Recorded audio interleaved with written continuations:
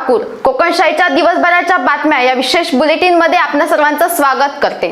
चला तर मग जाणून घेऊया सिंधुदुर्ग जिल्ह्यासहित संपूर्ण कोकण आणि अखंड महाराष्ट्रात नेमकं काय काय घडलं।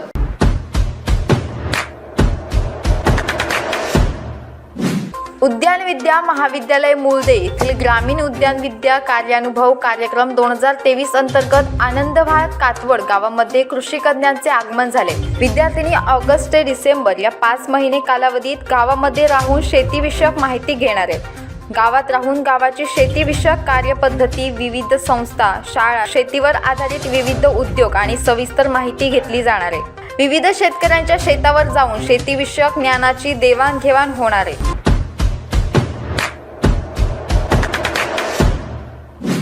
सावंतवाडी एज्युकेशन सोसायटी सावंतवाडी संचलित कळसुलकर इंग्लिश स्कूल व YB सय्यद कनिष्ठ महाविद्यालय सावंतवाडी या प्रशालेच्या विद्यार्थ्यांनी शाळेत सन 2023-24 या शैक्षणिक वर्षातील शालेय मंत्रिमंडळ स्थापन करण्याच्या उद्देशाने सार्वत्रिक निवडणुकीचा अनुभव घेतला।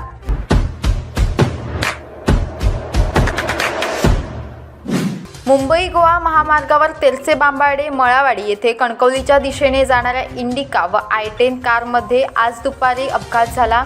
या अपघातात सुदैवाने जीवितहानी झाली नाही।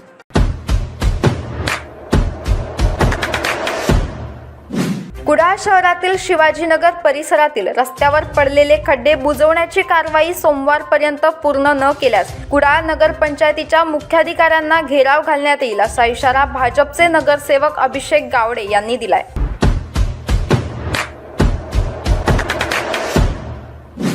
कणकवली तालुक्यातील शिरवल गाव साथग्रस्त गाव म्हणून जाहीर झाले।